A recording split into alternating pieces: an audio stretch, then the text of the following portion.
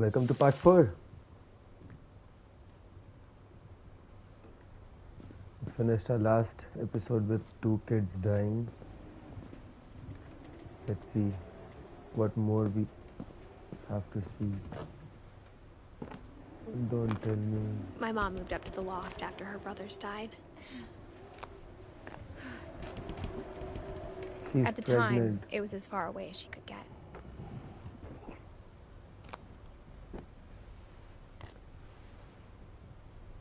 Ooh.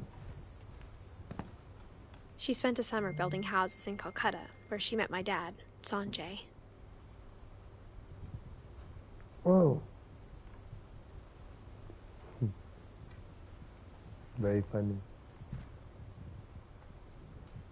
My mom moved to India a week after graduation and got a job teaching English. Louis was born a year later.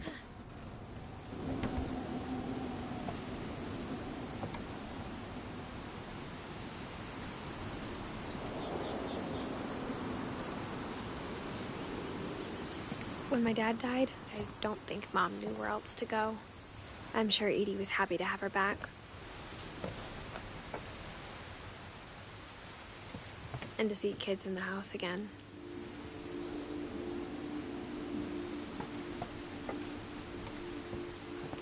The house had to get a little bigger, but Edie was used to that.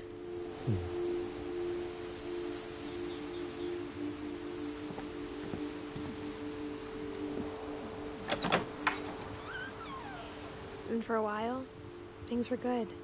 Almost normal. But it didn't last.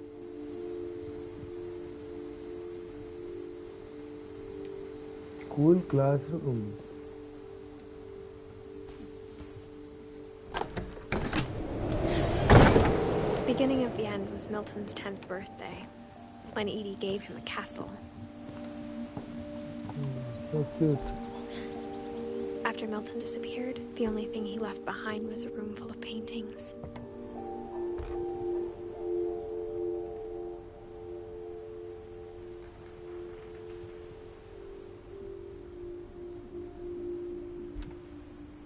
So cool.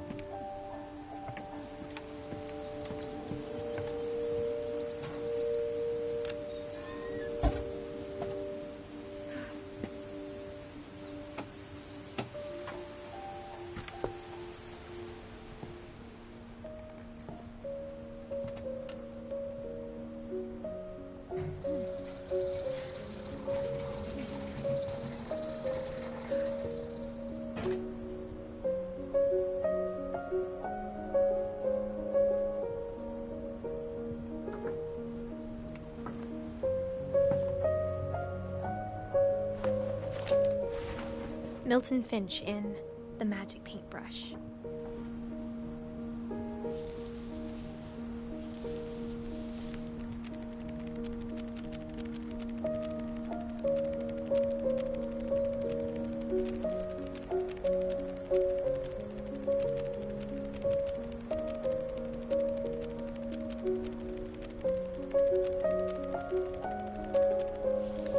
Painting inside a painting, huh?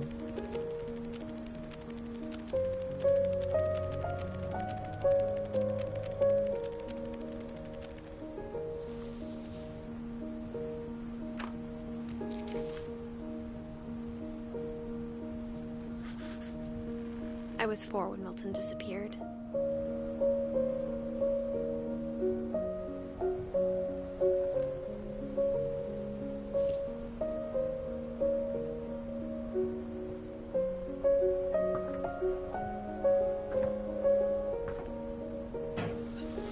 Mom spent months searching for my brother. Then she sealed the doors.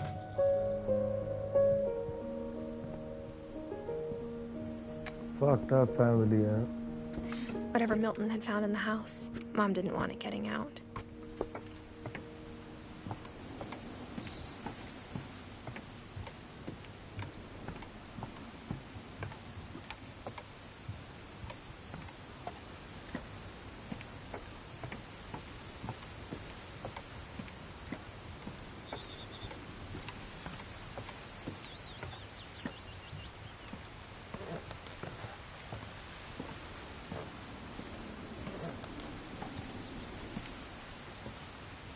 Mom definitely blamed Edie, but I think Lewis blamed himself.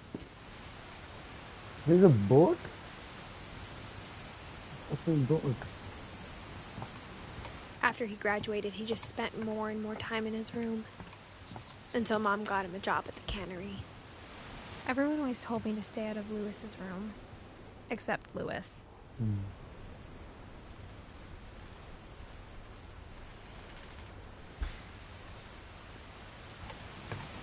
I think we know why.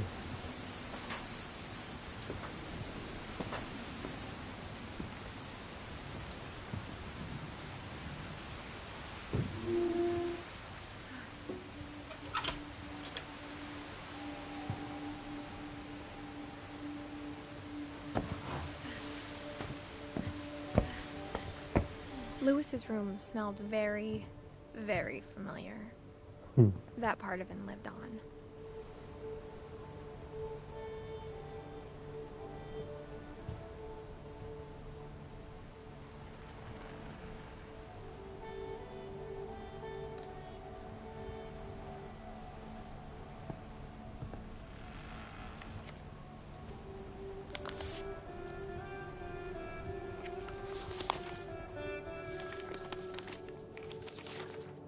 Dear Mrs. Finch, as Lewis's psychiatrist, I can understand your desire for an explanation. As I see it, the trouble began in January, shortly after we convinced your son to seek treatment for substance abuse. Newly sober, I believe Lewis first noticed the monotony of his daily life.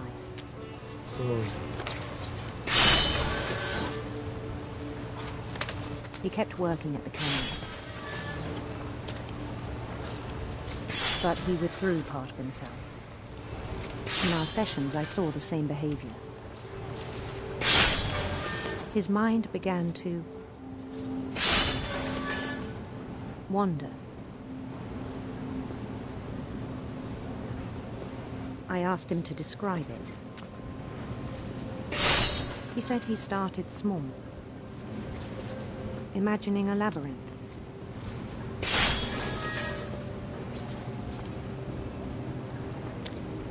He'd feel his way about. Then something moved. Bats. And toads.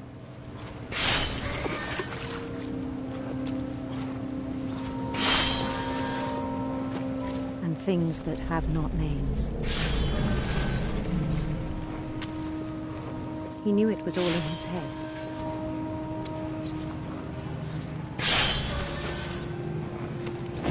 He took it very seriously.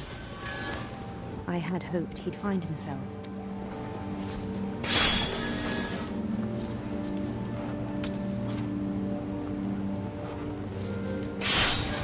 But he found something more.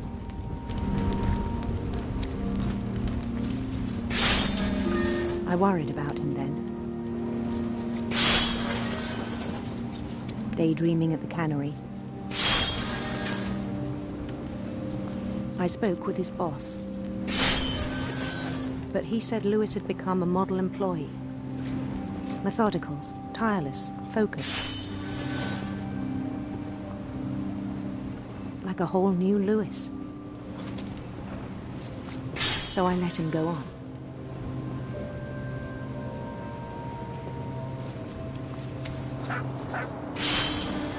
I even encouraged him. It seemed very promising at first. He told me he'd made a new friend.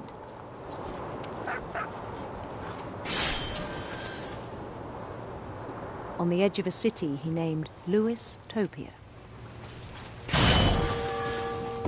He built the city up slowly, brick by brick. Then he made musicians.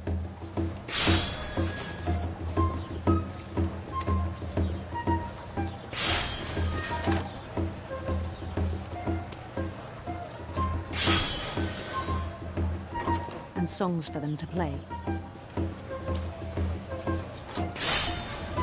He talked about starting a band.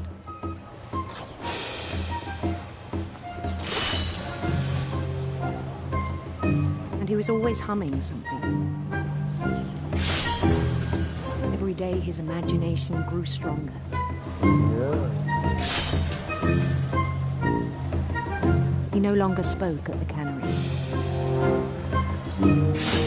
but his chopping was as reliable as ever. Then one day it struck him that all the cheering crowds, even the stones under his feet, were all in his imagination, so he could do whatever he wished. True.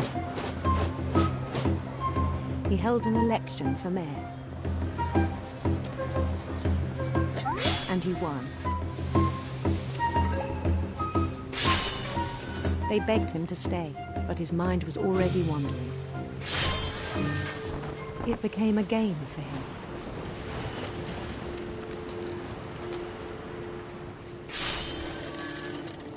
He'd conquer a city, then immediately push on. New Louisville.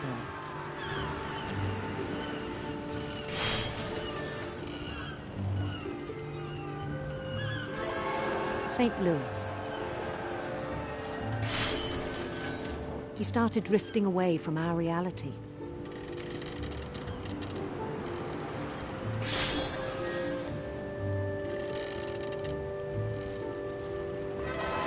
Minneapolis. Until one day he forgot to go home from the cannery. Even as his mother pleaded with him, part of Louis kept sailing on. Damn.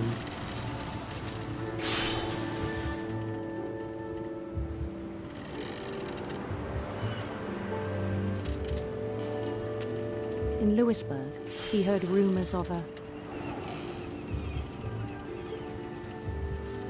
handsome queen. Oh.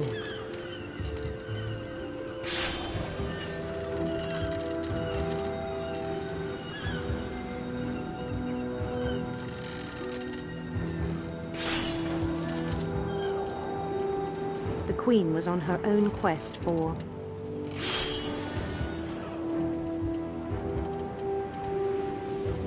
radiant rainbows. गलती से आ गया है यहाँ तो.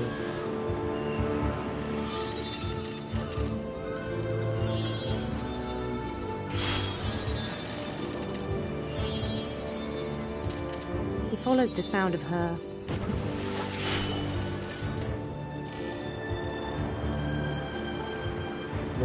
electric sitar.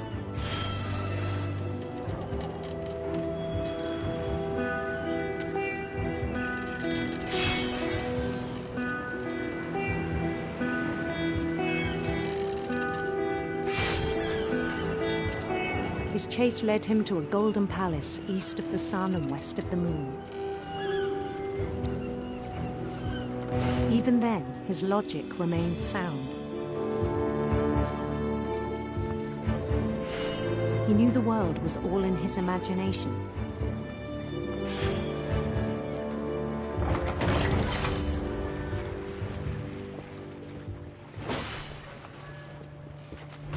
But he was so proud of having created it. In his own eyes, he'd become something greater than a king.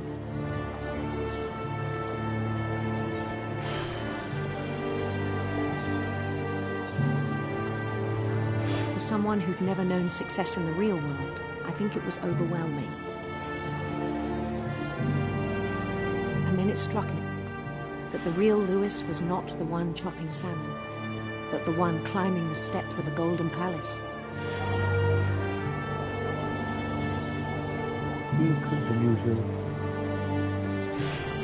My imagination is as real as my body, he told me.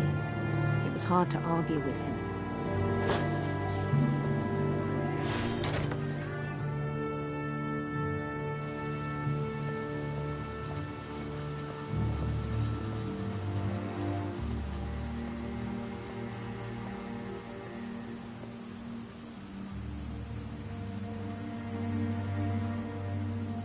Began to forget the world we know.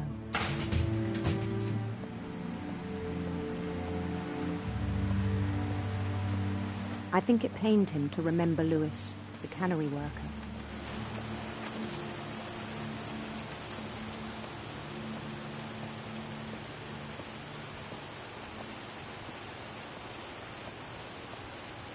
He began to despise the man with a royal contempt.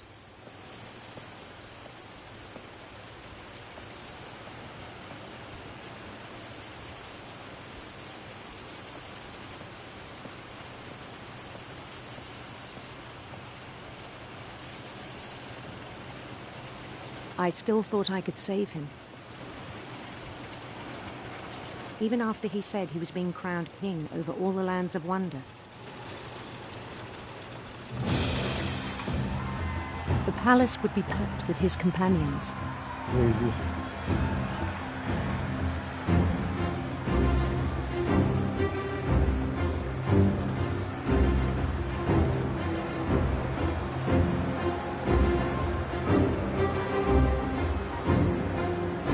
Including the wise Calico who'd insisted on advising him.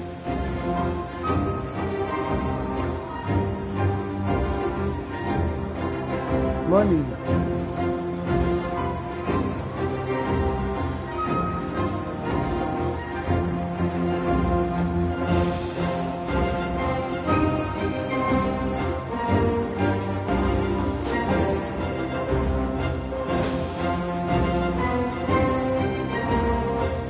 His queen waited, holding his crown.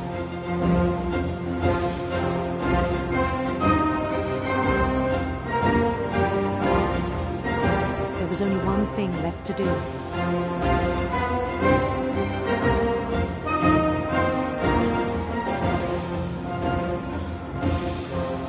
Bend down his head.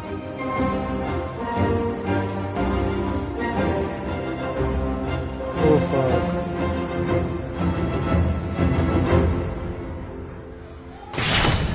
And the rest I think you know. Mrs. Finch, your son was a kind man who will be missed by all of us who knew him.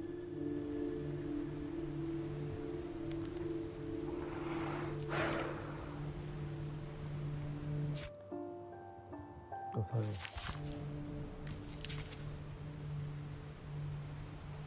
My brother was really cool. I wish you could have met him. Mm-hmm.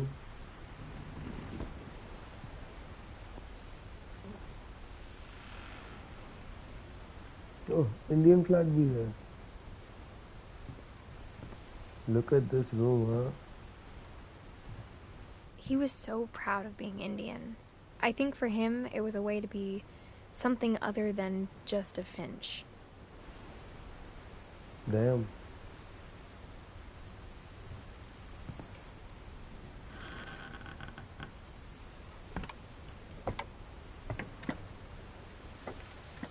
On the way back from Lewis's funeral, my mom told me to start packing. She waited until the day before we left to tell Edie. I'm not sure if she wanted to make it easier or harder.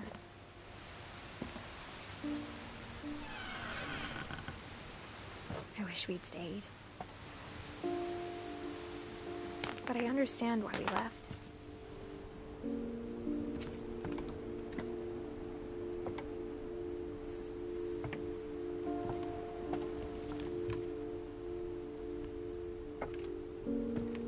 My mom ended up leaving everything behind.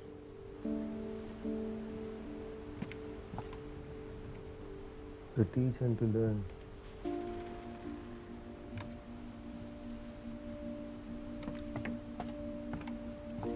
What happened that night had been coming for a long time. What happened? Maybe it should have come sooner.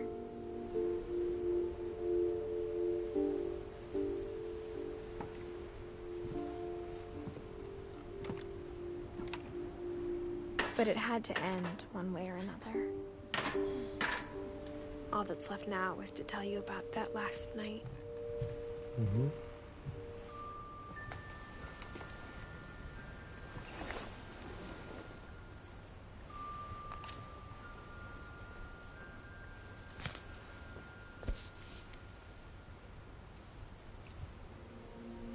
That whole last day, Edie just watched us pack and didn't say a word. Until supper, when she raised her glass and said, To our final night together, and all our final nights apart. Grandma, you know what I said about alcohol. Some of your medications are very Edith, specific. I left a present for you in the hallway. Why don't you go open it? The grown-ups have to argue now. I'm sorry, you're right. We're all leaving tomorrow. Let's just enjoy our last... I'm not leaving. Edith, you're excused.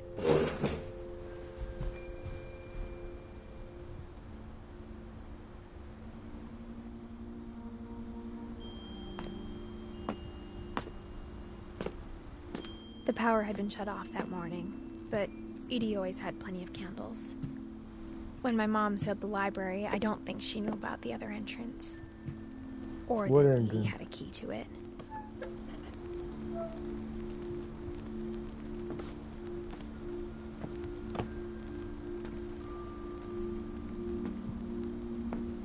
That thing you're afraid of isn't going to end when you leave the house. Edith has a right to know these stories. My children are dead because of your story. I think it's best if Edith and I leave tonight. We'll have the nursing home send a van for you in the morning. Okay?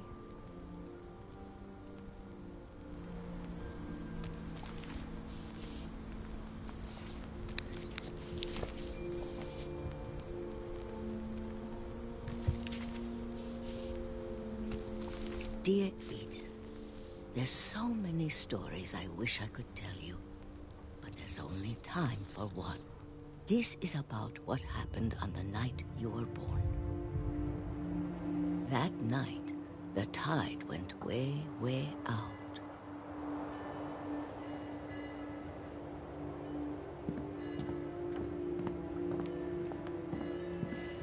It was the first and last time I ever saw the old house aground.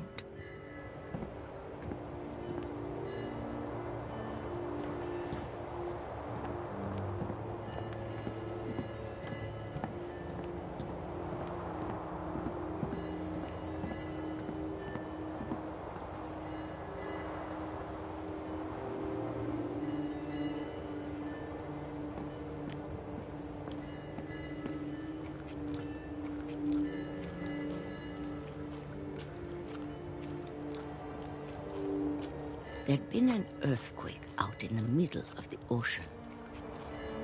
They called it the lowest tide in 1,000 years. God, it smelled awful. You know, I've seen that house every day of my life.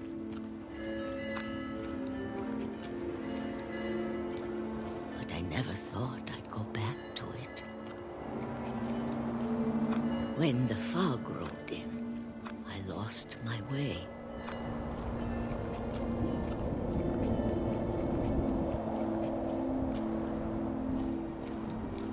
I got turned around.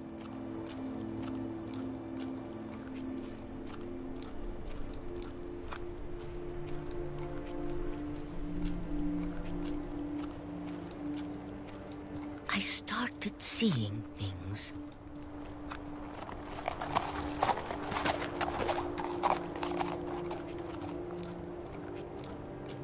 Things I'd forgotten had ever existed.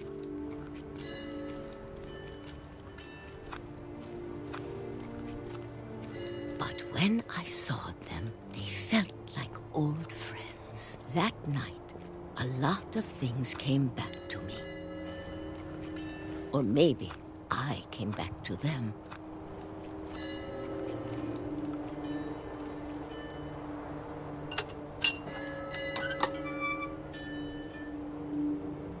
Things I can't explain, but that I need you to try and... Edith, what are you doing in here?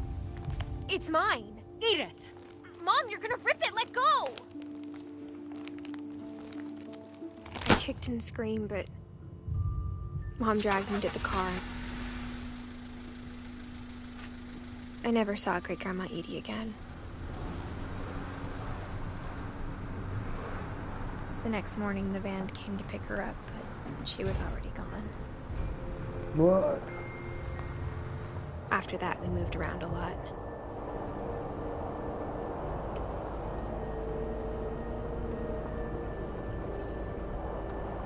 We both tried to make the best of it.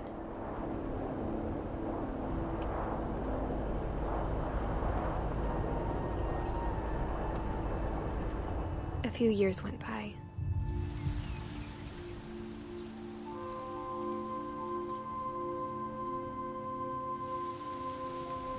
My mom didn't like to talk about it, but she started getting sick a lot.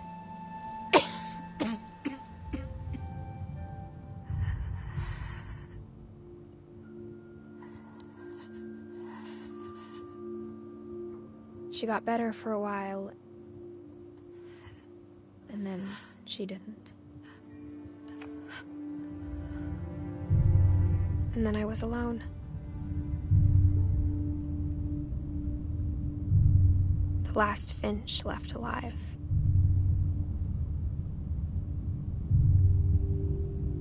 Until I found out about you. I'm still not sure what to tell you about all this.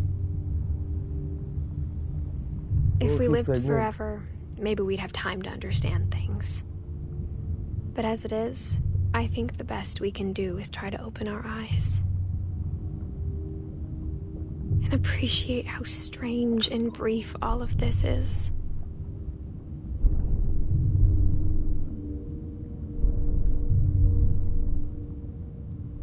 This journal was supposed to be for you. But now I hope you'll never see it. I just want to meet you and tell you all these stories myself. But I guess if you're reading this now, things didn't work out that way.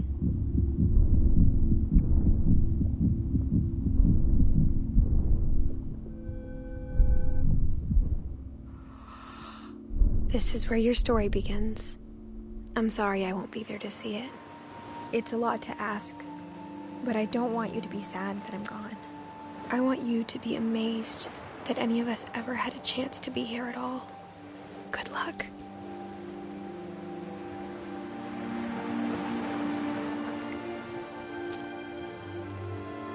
Crazy. She died. Her son came.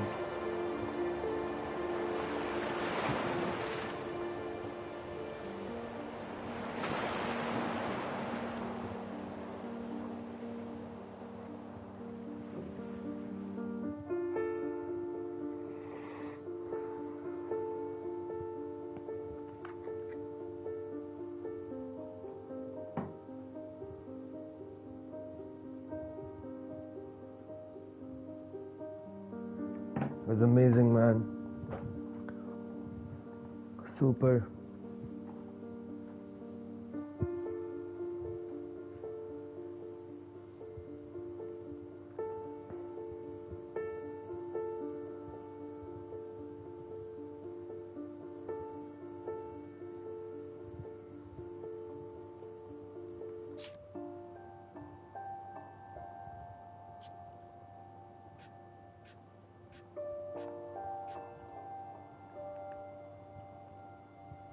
Finished the entire game in one night. Good.